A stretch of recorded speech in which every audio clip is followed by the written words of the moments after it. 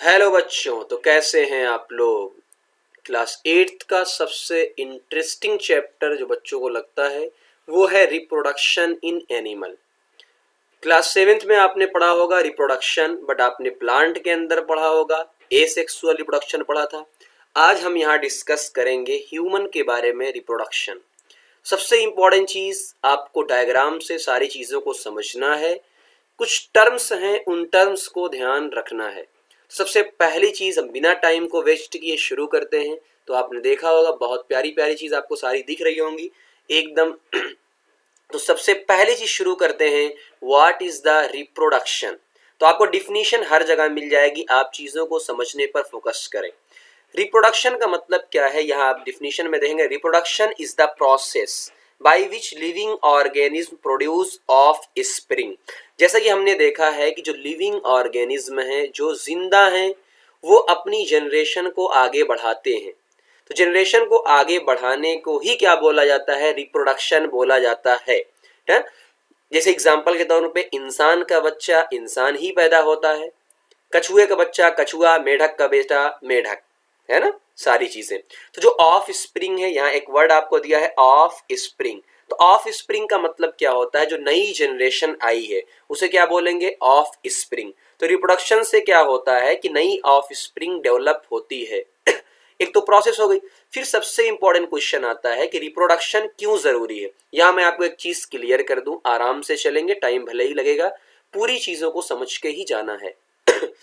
दूसरी चीज क्या है बेटा, जैसे ही हम डिफाइन करते हैं कि क्या लिविंग है क्या नॉन लिविंग है, तब वहां हम एक बात करते हैं कि लिविंग के अंदर रिप्रोडक्शन होता है, लेकिन क्या जिसके अंदर रिप्रोडक्शन नहीं होता क्या वह नॉन लिविंग है, ऐसा नहीं। जैसे मैं एक एग्जांपल आपको देता हूं, और वो एग्जांपल है क्या, कि जैसे म्यूल, खच्चर होता है, खच्चर म्यूल, तो म्यूल रिप्रोडक्शन नहीं करता है, म्यूल रिप्रोडक्शन नहीं करता है लेकिन जिंदा है। तो बहुत सारी ऐसी चीजें आपको मिलेंगी, या ट्रांसजेंडर आपने ह्यूमन के अंदर देखा होगा, वो रिप्रोडक्शन के कैपेबल नहीं होते। चलो, ये सारी बातें हैं आपको समझ में आ गई होंगी। अब हम बात करते हैं कि रिप्रोडक्शन जरूरी क्यों है। रिप्रोडक्शन जरूरी क्यों है, तो आप एक चीज खुद सोचो। जैसे मैं कह रहा हूं कि 10 लोग दुनिया में बचे हुए हैं, अगर उनकी अगली जनरेशन नहीं आएगी, तो क्या वो इंसान 10 के बाद फिर बाकी रहेंगे, नहीं। तो दुनिया में अगर इंसानों को या किसी भी स्पीसीज को बाकी रहना है, तो रिप्रोडक्शन की प्रोसेस जरूरी होती है। पहली चीज, reproduction is a process that create new of spring, सही बात है। रिप्रोडक्शन से नए जनरेशन या नई ऑफ स्प्रिंग पैदा होती है। डीएनए और जीन, डीएनए का मैंने आपको पढ़ाया था, आपको पता होगा, डीएनए और gene are pass from one generation to the next. अब इससे क्या होता है बेटा, जैसे एग्जांपल के तौर पे सुनो, इंसान का बेटा इंसान ही पैदा होता है, इंसान का बेटा कभी जानवर नहीं पैदा होता, बेटा या बेटी यानी ऑफ स्प्रिंग। रीजन क्या है, हमारी जीन के अंदर, हमारे डीएनए के अंदर वो इंफॉर्मेशन है, और वो इंफॉर्मेशन नई जनरेशन के अंदर पास होती है। अगला, रिप्रोडक्शन हेल्प पॉपुलेशन ग्रो, सही बात है कि पॉपुलेशन को ग्रो करने में रिप्रोडक्शन का ही रोल है। अगला, reproduction reduce the chance of species, वही सेम चीज है कि अगर रिप्रोडक्शन नहीं होगा तो जो भी स्पीसीज है वो दुनिया से क्या हो जाएंगी, विलुप्त हो जाएंगी, यानी खत्म हो जाएंगी। तो रिप्रोडक्शन उनको प्रिजर्व करता है, एक्सटिंक्ट होने से बचाता है। तो हम एक लैंग्वेज में कह सकते हैं कि कॉन्टिन्यूटी ऑफ द लाइफ, क्या कह सकते हैं, कॉन्टिन्यूटी ऑफ द लाइफ को मेंटेन करता है। तो ये चीज आप यहाँ मार्क कर लो, लिख लो, नहीं लिखना है बहुत सारे लोगों को आता है, कोई दिक्कत नहीं। तो हम एक चीज कह सकते हैं कि रिप्रोडक्शन से क्या होता है, कॉन्टिन्यूटी, है ना, कॉन्टिन्यूअस यानी कॉन्टिन्यूटी ऑफ द लाइफ। तो रिप्रोडक्शन सबसे इंपॉर्टेंट इसके लिए हो गया कि आपकी जो लाइफ की कॉन्टिन्यूटी है वो मेंटेन रहती है, यानी इंसान दर बदल चलते रहेंगे। हम इंसानों की बात कर रहे हैं अक्सर ना, बाकी आप इससे रिलेट कर लेना। अगली चीज चलते हैं, रिप्रोडक्शन के टाइप के ऊपर चलते हैं, रिप्रोडक्शन कितने टाइप का होता है। तो हमें जो यहाँ पर पढ़ना है, रिप्रोडक्शन दो टाइप का, एक एसेक्सुअल, एक सेक्सुअल। तो आप सिंपल सी बात समझो, अपने आप को लेकर समझेंगे हम, सेक्सुअल रिप्रोडक्शन इसका क्या मतलब है। इसका मतलब है सेक्सुअल रिप्रोडक्शन यानी इंसानों को लेकर, चलो समझो बातों को। जैसे इंसान में क्या होता है, एक मदर एक फादर, तो कितने लोग इन्वॉल्व हैं, दो लोग इन्वॉल्व हैं। यहाँ पर क्या होता है, गेमीट का फॉर्मेशन होता है, हम आगे चल के पढ़ेंगे क्या गेमीट होता है। जैसे मेल के अंदर से स्पर्म निकलता है और फीमेल के अंदर से ओवम, तो यहाँ पर क्या होता है, गेमीट का फॉर्मेशन होता है। यहाँ पर क्या होता है, फर्टिलाइजेशन, यानी स्पर्म और ओवम का क्या होता है, फ्यूजन, मिक्सअप होता है, उसे क्या बोलेंगे, फर्टिलाइजेशन बोलेंगे। दूसरा, offspring are genetically different. अच्छा, यहां पर क्या मतलब है जेनेटिकली डिफरेंट का, मतलब मैं एक चीज सिंपल आपको समझा रहा हूं। देखो, जैसे क्या होता है माँ बाप से हम पैदा हुए, तो हमारे भी दो हाथ पैर, उनके भी दो हाथ पैर, हमारी भी दो आंखें, उनके भी दो आंखें, उनके भी दो कान, हमारे भी। तो जो हमारी बॉडी है दिखने में जो हमारी बॉडी है उसे क्या बोला जाता है, फिनोटाइप। जो मतलब आप दिखते कैसे हो, आप दिखते कैसे हो, तो जो एपियरेंस है, तो फिनोटाइप में साइड में लिख देता हूं, फिनो, कई बार ये वर्ड आपको सुनने को मिलेगा कि फिनोटिपिकली, फिनोटाइप। तो फिनोटाइप का मतलब होता है कि आप दिखने में कैसे हो, यानी एपियर कैसे हो रहे हो, दिखने में कैसे हो, तो मैंने यहाँ लिख दिया एपियर, है ना, एपियर कैसे हो, तो आप दिखते कैसे हो उसे क्या बोला जाता है, फिनोटाइप।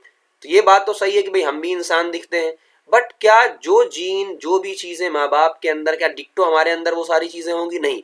तो जो जेनेटिकली का मतलब क्या होता है, इनसाइड द जीन, यानी जीन के अंदर। अब जीन के अंदर चीजें सेम थोड़ी होंगी, तो वो अलग अलग है ना, जीन के अंदर, तो हम जीन की बात करेंगे। अब जीन की बात कैसे सिमिलर हो, डिफरेंट होगी, वो समझना बात को। हम ये कहते हैं कुछ क्रोमोसोम या कुछ चीजें मदर से आएंगी, कुछ चीजें फादर से आएंगी, और फिर हमारे अंदर क्या हो जाएगी, एक हो जाएगी। तो बताओ क्या सेम रह सकता है, दो अलग अलग लोगों से आ रहा है। तो जीन की बात करेंगे तो समझना जीन क्या होती है, डिफरेंट। तो जेनेटिकली क्या होंगे, डिफरेंट, लेकिन फिनोटाइप क्या होगा, सेम होगा। इसका उल्टा कर देंगे, एसेक्सुअल रिप्रोडक्शन, है ना, इसमें एक ही पेरेंट्स का इन्वॉल्वमेंट होता है, गेमीट का फॉर्मेशन नहीं होता है। यहाँ पर क्या होगा, जेनेटिकली सिमिलर। आगे हम चीजों को समझते हुए चलेंगे अभी आपको धीरे धीरे जैसे जैसे आगे बढ़ेंगे आपको चीजों को क्लियर होता। बहुत सारे चैप्टर्स ऐसे होते हैं जिसमें पहले समझाया जाता है, बाद में क्लियर होता है। यहाँ आपको चीजें बाद में क्लियर होंगी, सबसे पहली चीज। उसके बाद आते हैं, सबसे पहली चीज हम आते हैं एसेक्सुअल रिप्रोडक्शन पे। यहाँ पे हम चलेंगे सबसे पहले एसेक्सुअल रिप्रोडक्शन में, ध्यान से देखेंगे तो यहाँ पर 1 पेरेंट्स का इन्वॉल्वमेंट होता है, यहाँ पर 2 पेरेंट्स का इन्वॉल्वमेंट होता है। यहाँ पर गेमीट प्रोड्यूस नहीं होते हैं, और यहाँ पर गेमीट क्या होते हैं, प्रोड्यूस होते हैं।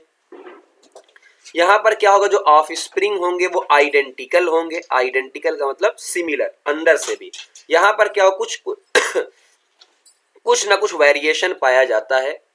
यहाँ पर क्या होता है, सिर्फ माइटोटिक डिवीजन होता है, और यहाँ पर क्या होता है, पहले गेमीट में मियोटिक डिवीजन होता है, बाद में क्या होता है, माइटोटिक डिवीजन होता है। ये दो डिवीजन, ये पॉइंट आप काट भी सकते हो, बाद में आपको चीजें पता चल जाएंगी कि माइटोटिक और मियोटिक डिवीजन क्या होता है। ठीक, आगे लार्ज नंबर ऑफ प्लांट। अब सुनो, एसेक्सुअल में क्या होता है, बहुत कम टाइम में ढेर सारे प्लांट को आप डेवलप कर सकते हो, बट यहाँ पर उसके कंपेयर में नंबर क्या होता है, सेक्सुअल रिप्रोडक्शन में कम होता है ना, बहुत कम। तो ये आप कई सारे पॉइंट हैं, इनमें से एक आध दो पॉइंट, जो थर्ड पॉइंट, फोर्थ पॉइंट है, वो फोर्थ पॉइंट आपके सिलेबस से थोड़ा ऊपर है, पर फिर भी आप समझने की ट्राई करेंगे। हम माइटोसिस और मियोसिस, है ना, एक वर्ड याद रखेंगे, बाद में आपको समझ में आ जाएगा।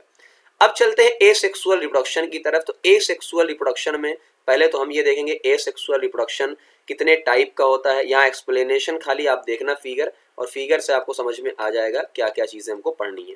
तो यहाँ पर देखो, आपको बहुत सारा पहले आपको मिल जाएगा कि एसेक्सुअल रिप्रोडक्शन कितने टाइप का होता है। देखो ध्यान से, सबसे पहला एसेक्सुअल रिप्रोडक्शन अगर आप ध्यान से देखेंगे तो यहाँ पर मैंने बहुत सारे टाइप्स आपको दिखाए हुए हैं एसेक्सुअल में। जहाँ पर आपको एक पार्थिनोजेनेसिस नाम से सुना होगा, जैसे बहुत सारी जो मधुमक्खियाँ होती हैं वो पार्थिनोजेनेसिस से होता है। इसलिए मैं मधुमक्खियों के बारे में एक टर्म अक्सर क्लास में बोलता था, मधुमक्खियों के बारे में।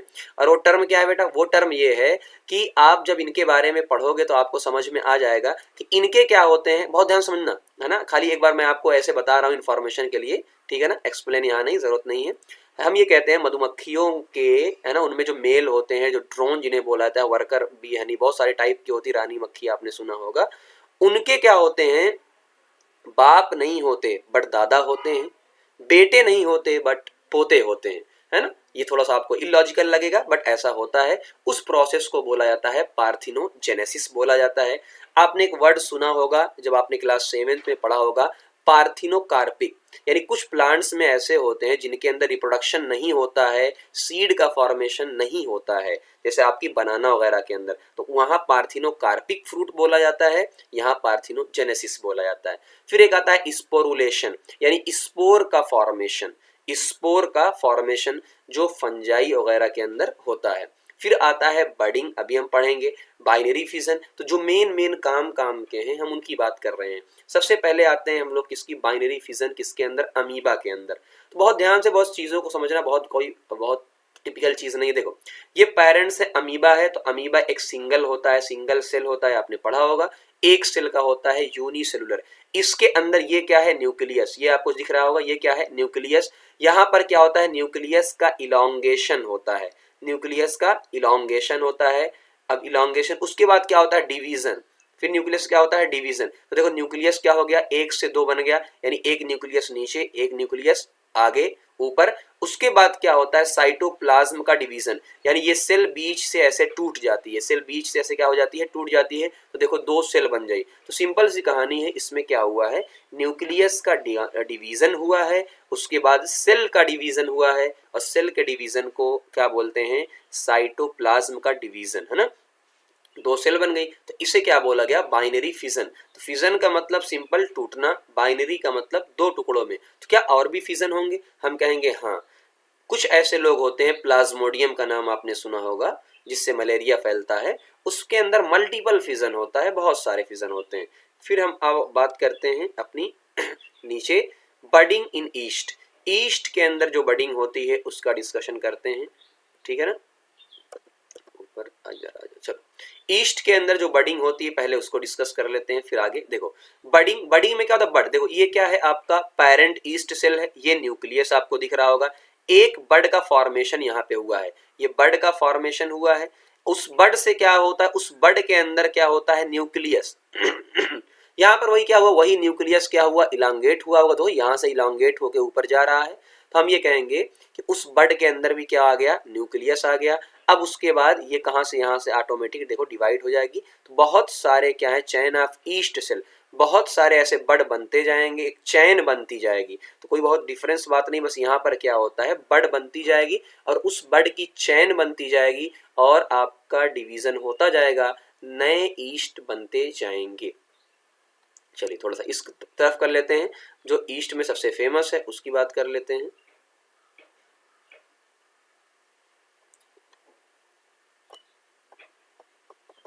ना। चलो अब यहाँ बात कर लेते हैं, जो हाइड्रा के अंदर जो बडिंग सबसे कॉमन दी होती है हाइड्रा के अंदर, उनकी बात कर लेते हैं।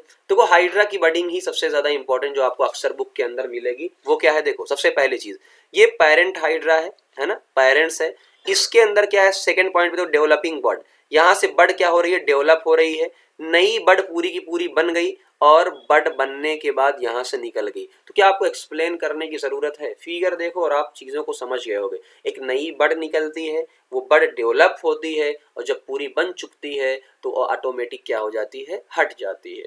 फिर एक आपको नीचे दिख रहा होगा, फ्रेगमेंटेशन इन स्पाइरोगाइरा। अगला एग्जांपल क्या है उसका, क्या नाम है, एसेक्सुअल रिप्रोडक्शन का फ्रेगमेंटेशन। फ्रेगमेंटेशन में क्या है, देखो ये आपका स्पाइरोगाइरा क्या होता है, एक अलगी होता है। स्पाइरोगाइरा क्या बेटा, एक अलगी होता है ना, अलगी नाम सुना होगा। इनके अंदर क्लोरोप्लास्ट होता है, अलगी है तो फोटोसिंथेसिस करता है, तो आपने नाम सुना होगा। तो मैं यहाँ कुछ चीजें हिंट के तौर पे आपको लिख दे रहा हूँ कि देखो स्पाइरोगाइरा क्या होता है, हमने कहा भाई स्पाइरोगाइरा अलगी होता है। फिर आपने ये भी बात सुना होगा, अलगी एक प्लांट ही होते हैं, तो अगर अलगी है तो फोटोसिंथेसिस करेगा। तो मैं डॉट में शॉर्ट फॉर्म में लिख दिया फोटोसिंथेसिस, अलगी है तो फोटोसिंथेसिस करेगा। अब फोटोसिंथेसिस है तो फोटोसिंथेसिस किससे करता है, क्लोरोफिल से। लिंक करते हुए चलो, किससे करता है, क्लोरोफिल से। हमने कहा क्लोरोफिल से करता है, तो क्लोरोफिल किसके अंदर होता है, हम कहेंगे सर क्लोरोफिल क्लोरोप्लास्ट के अंदर होता है। तो आप फिगर में कंफ्यूज नहीं होने का, ठीक है ना। तो क्लोरोफिल क्लोरोप्लास्ट के अंदर होता है। ये क्लोरोप्लास्ट भी किसके अंदर होता है, तो हम एक और स्टेप आपको बता दें, ये क्लोरोप्लास्ट प्लास्टिड के अंदर होता है। तो मैंने ये सिंपल ऐसे लगाया, देखो कि अलगी है, फोटोसिंथेसिस करता है, फोटोसिंथेसिस करता है तो क्लोरोफिल होगा। क्लोरोफिल किसके अंदर होगा? क्लोरोप्लास्ट के अंदर। और क्लोरोप्लास्ट भी किसके अंदर होगा? प्लास्टिड के अंदर होगा। ये एक ऑर्गेनेल है, जैसा कि डीएनए वगैरह होता है। चलो, अब इसमें क्या फ्रेगमेंटेशन का मतलब क्या होता है बेटा? टुकड़ों में टूटना। तो ये देखो, ये इस सेप्टा यहाँ से अलग हुआ, ये आपका यहाँ से देखो बीच से अलग हुआ, तो एक अलग पार्ट बना लिया, इसने एक अलग पार्ट बना लिया, तो फ्रेगमेंट उसमें क्या हो गया? डिवाइड हो गया। तो ये फेमस एग्जांपल इसका है। फिर अगली चीज की तरफ चलते हैं, वो क्या है? हाइड्रा के अंदर बडिंग भी होती है और हाइड्रा के अंदर फ्रेगमेंटेशन का भी एग्जांपल कई जगह दिया हुआ है ना। चलो, तो एक बार इसको भी देखते हैं। यहाँ पर क्या है? Forming fragment. तो ये क्या होता है? बॉडी पार्ट देखो उसका टूट गया है, तो यहाँ क्या बन गया है? फ्रेगमेंट बन गया है। फ्रेगमेंट क्या होता है भाई? ग्रो होता है, और फ्रेगमेंट ग्रो होने दो, ग्रोइंग एंड रीजनरेटिंग, तो एक नया हाइड्रा बन गया, ऊपर वाले पार्ट से भी और नीचे वाले पार्ट से भी बन गया।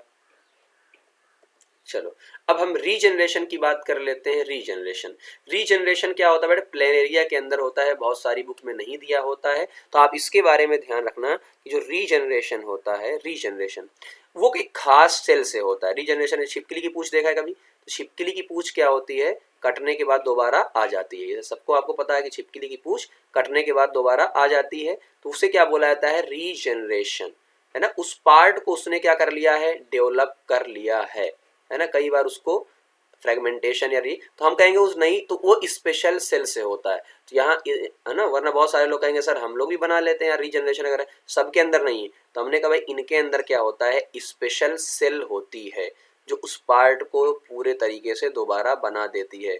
तो स्पेशल सेल, है ना, किससे होती है? हर नहीं, स्पेशल सेल से। तो वो सेल हमारे अंदर नहीं है, वरना हम भी बना लेते। तो रीजनरेशन का मतलब क्या है? देखो, ये पार्ट इसका कट हुआ, ये पूरा बीच वाला पार्ट, तो बाद में क्या हुआ? इस पार्ट से देखो, इस पूरे पार्ट से पूरा ये मुखड़ा दिख रहा होगा इसका, इस पूरे पार्ट से ये पूरा बन गया और इस पूरे पार्ट से ये पूरा बन गया। तो आपको रीजनरेशन दिख रहा होगा किस तरीके से रीजनरेशन होता है। तो सिंपल है।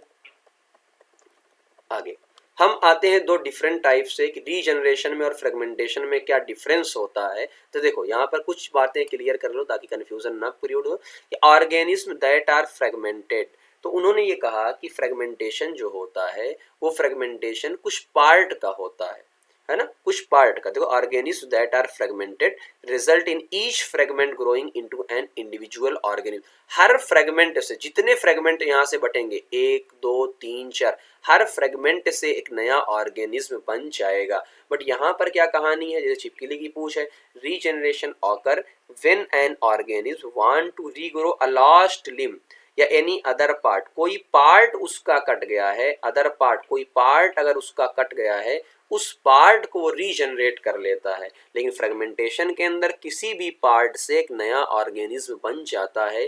Common difference. फिर आता है, हम प्लांट के बारे में देख लेते हैं। तो प्लांट के बारे में क्या है? Vegetative propagation. इसमें बच्चों को बहुत कन्फ्यूजन होती है, तो इसका सिंपल सा एग्जांपल देखना। आप लोगों के घरों में गुलाब का फूल होता है। अब गुलाब का फूल क्या होता है? टहनी लेकर आते हैं और उसका हम लोग लगा देते हैं टहनी, तो वही क्या होता है? आपका वेजिटेटिव प्रोपगेशन होता है। तो यहाँ पर देखो, वेजिटेटिव प्रोपगेशन में क्या है कि प्लांट के पार्ट से आप नया ऑर्गेनिज्म या नया प्लांट डेवलप करते हो। वो देखो, forming a new plant from the part of parents plant. जैसे एग्जांपल के तौर पे यहाँ पहले किससे किससे हो सकता है? देखो, रूट से डहलिया या स्वीट पोटैटो, आपने नाम सुना होगा स्वीट पोटैटो का, जो कॉमन एग्जांपल है। स्टेम से क्या होता है? पोटैटो या जिंजर, है ना। पोटैटो वगैरह तो स्वीट पोटैटो ऐसे बैठाते हैं। या स्टेम से क्या होता है? आलू बैठाया जाता है ना, आलू अभी फिगर दिखाऊंगा। लीव से क्या है? ब्रायोफिलम वगैरह, है ना। तो यहाँ पर क्या प्रोसेस होती है? देखो, ये पेरेंट्स प्लांट है, इसके पार्ट को पहले क्या किया गया? कट किया गया, तो ये कट वाला पार्ट है। कट वाले पार्ट को क्या किया गया? मिट्टी के अंदर या सैंड के अंदर, या वही मिट्टी सॉइल के अंदर या खाद वगैरह के अंदर बैठाया गया और एक नया प्लांट डेवलप हो गया। तो हमने पेड़ नहीं लगाया, हमने उसकी एक टहनी को काटा और लगा दिया। तो हो सकता है आप रूट काट रहे हो, हो सकता है आप स्टेम ले रहे हो, है ना, कुछ भी। तो ये कितना आसान वेजिटेटिव प्रोपगेशन। जैसे यहाँ पर देख लो, ये सबसे पहला क्या है? आपका स्वीट पोटैटो। तो यहाँ पे लिख सकते हो, ये क्या है? आपका स्वीट पोटैटो। नाम तो सुना होगा स्वीट पोटैटो का। तो ये क्या है? आपका स्वीट पोटैटो। मौसम आ गया है, अच्छा भी लगता होगा सबको, है ना, टेस्टी होता है ये सारी चीजें खाने। तो ये क्या है? Sweet potato. तो स्वीट पोटैटो, ये क्या? उसका भाई पोटैटो। तो एक स्वीट पोटैटो, एक पोटैटो, है ना। और वो क्या है? ब्रायोफिलम आपके सामने है ही। चलो, तो यहाँ पर देखते हैं स्वीट पोटैटो में क्या होता है। ये देखो इसकी एडवेंटिशियस बड होती है। कौन सी बड होती है, ये नाम है लेकिन बड खाली याद रखना। इस बड से ही नया यंग प्लांट डेवलप हो गया। तो देखो इस बड से नया प्लांट डेवलप हो जाएगा। स्वीट पोटैटो में उसकी रूट से होता है। ये पोटैटो है, पोटैटो की रूट है ये आई। आई देखो ये शूट है ना। तो आई क्या होती है, उसकी बड होती है आई, तो जिसे आप आका निकल जाता है, एक नया आलू उससे डेवलप हो जाता है ना। ये आपने सुना होगा कि आलू को क्या होता है, आका निकल जाता है तो बैठाया जाता है ना आलू। सब जो किसानी वाले होते हैं वो जानते होंगे। अगला क्या आपका है, देखो ब्रायोफिलम। अगला क्या है आपका, ब्रायोफिलम। तो ब्रायोफिलम में आपको देखोगे ये पेरेंट्स लीफ है। अगर आप ध्यान से देखोगे तो ये क्या होती है, पेरेंट्स लीफ है। ये एक बड होती है। ये क्या है, देखो ये एक बड है और उस बड से धीरे धीरे नया प्लांट डेवलप हो जाता है। तो ये ब्रायोफिलम में लीफ से होता है। इस चीज को आपको दिमाग में रखना है।